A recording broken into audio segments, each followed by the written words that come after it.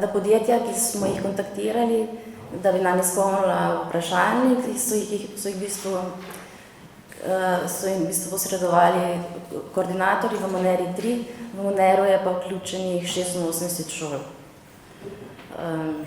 No, v bistvu smo pa zdaj v fazi, te raziskava še poteka, vprašalnik je še odprt, tako da v bistvu smo pripravili samo eno kratko analizo za potrebe Ministrstva za šolstvo oziroma za izobraževanje.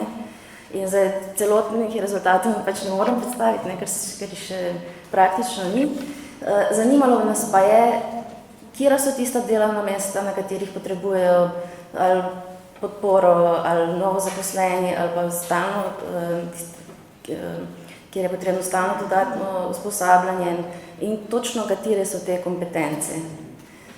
Zdaj, ne vem, trenutno je približno 700 respondentov izpolnilo ta vprašalnik. To pač veste, kako to gre, vsi, ki imate izkušnje s temi raziskavami, to traja, počasi gre, treba jih je motivirati, v bistvu. In prvi odzivi, bom rekla, so dosti obetavni. In tudi v tistem zadnjem odprtem vprašanju, ki je ponavadi bi nam želeli sporočiti še kaj, sporočajo, da v bistvu pozdravljajo to idejo, no? Da bi se programi pripravljali v skladu s potrebami podjetij in da se v bistvu vzpostavi neka oblika sodelovanja, ki je danes nismo toliko navajeni.